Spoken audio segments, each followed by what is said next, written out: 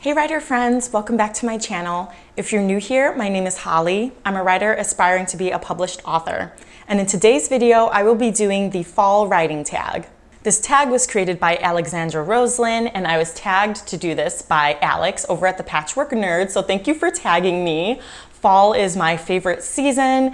There's Halloween, Thanksgiving, October's my birthday month, and there's a couple other of my friends whose birthdays are in October, so it's just overall such a great season. I love the coziness of warm drinks, warm food, wearing boots and scarves. Like, I am all about that life.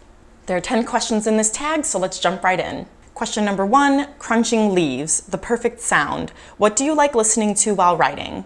So I have mentioned this before in previous videos, but I love listening to instrumental music, video game, soundtracks, and things like that. I've mentioned my writing playlist before, I think on Instagram, but I'm gonna try to link it down below. I think I can find a link for it so that you guys can kind of see what kind of music I like to listen to and maybe find that helpful for yourself. Question number 2, hot bubbling cider. What's your favorite thing to eat or drink while writing?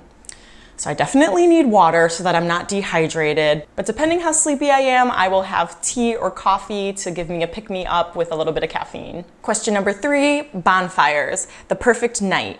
Name your perfect writing conditions or your perfect writing night. So when I'm writing, it's not important for me to have complete silence. I just would rather not be alone. So whether that's like having someone next to me physically or someone that I'm Skyping with and writing, or even if I'm in like a coffee shop surrounded by people that are talking or writing or working on their own things, like that just like helps me like stay focused on my task. Lately, Panera Bread has been a favorite of mine because of the chill atmosphere, and I love going to one of the booths because I need to spread out, like especially when I'm editing. I just have like these editing books and my notes and binder and laptop, and then if I get a food or drink, like I need a lot of space. And then when I'm there better be an outlet there because I'm gonna be there a while. Question number 4, pumpkin spice latte, something you used to like but now don't. That's so funny. Oh, the poor PSL. I actually found that I like having a chai tea latte with like, I think it's the 2 pumps of the chai and 1 pump of the pumpkin spice. And that gives it like a little bit of the pumpkin-y taste, but not like too overwhelming. So if you don't like PSLs, try that. But anyways, something that I used to do and I don't like to do anymore is actually writing on this computer. Like for some reason, I don't know if it's because like there's just like a blank wall in front of me. Like I have a window this way, but I just like, I need to put up posters or something because I just like get so distracted sitting at my computer at home now. Like I just can't do it. Question number 5, Halloween, my favorite holiday. Your favorite part of writing a novel? Halloween, well, maybe Thanksgiving is mine. I don't know. It's a close call for Halloween and Thanksgiving.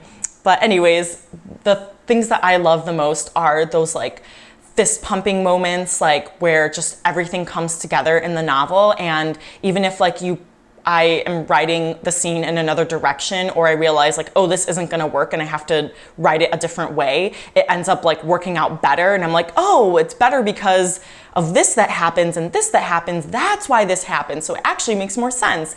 And those are the best parts to write, where like everything clicks. Question number 6, monsters and goblins. What terrifies you most while writing or drafting a novel? Oh my gosh. So for me, it definitely is starting from a blank page. I feel very daunted with starting a new project, and I know some other people have mentioned this too, where they're like, I wrote this novel and now I've been editing it for months or even years, and now to go back to a new project, like, do I even know how to write anymore? But from revising and editing, like I am rewriting some parts, so there is a little bit of writing in the editing process for me. But still, that blank page is just terrifying. Question number 7, hay rides, a bumpy ride. What? That made me think about in Harry Potter, the Sorcerer's Stone, the movie, where like the little like keychain head in the, what is it, the night bus? He goes, it's gonna be a bumpy ride. Sorry, hay rides, a bumpy ride. Okay. I'm such a dork. What do you do to get over writer's block or get inspired? So for me, what really has been helping is to read positive affirmations before my writing or editing session, to talk things through with a friend if I'm like not sure about the direction I'm taking a scene or not sure about a certain plot point, I kind of go through that with someone to kind of validate my ideas. And then also just reading a good book, like that helps inspire me and get me out of any ruts that I'm in, because then I'm like, wow, that writing is so good. Now I want to go to my manuscript and start working on it and make it just as good. Question number 8, haunted houses, world building. What are some tips you have on crafting the perfect world? So for me, I think like one of the reasons that Harry Potter was so successful was because J.K. Rowling crafted a perfect world. And in that world building is specificity and lots of detail. So, you know, she came up with Birdie Bot's every flavor beans, and like I said, mentioned before, the night bus, and just all of these little details of the world that like make it come alive and make it real. Like it's not just generic, okay, I'm gonna have a city and I'm gonna have this. Like no, the currency is different, the clothes, there's Quidditch, there's a whole sports, like it's just like you can immerse yourself in a whole world. And that's why like there's a whole Harry Potter world, because you're able to like fully immerse yourself in the world, like it became real. And so that's what you need in your world building. You need to be specific and you need to be very detailed, and that will make it believable. Question number 8, pumpkins. It all starts with a pumpkin. Do your story ideas start with characters, plots, setting, or something else? Usually I come up with a character in a situation and like what comes out of that. So essentially I kind of come up with a little bit of everything. It's essentially the premise that I'm coming up with. And lastly, question number 10, ghost stories. Share a spooky writing prompt. So this was kind of fun to go through. I don't use writing prompts too much, but I found this one from screencraft.org. So it goes. A girl wakes up to find a little boy sitting on his bed, claiming to be her younger brother, but she never had one. Dun, dun, dun. All right, you guys, so that's it for this tag. I am so excited for the fall time. I am going to tag Savannah J Goins, Emily Lunatic Writing a Book.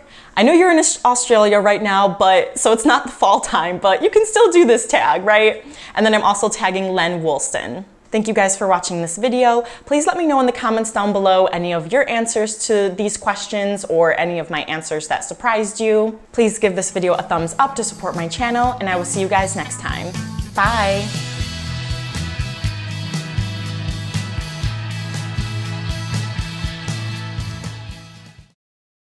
I have tea in my mug right now. Oh, it's on this side. Where is it? Oh, it's over here. No, it's over here. I can't like point. Like I can't like, what is this? Oh my God. What do you do to get over a writer's block or get inspired? Oh, writer's block? Wait, it should be, what do you do to get over writer's block? There are multiple blocks, not just one, okay? All right, sorry you guys.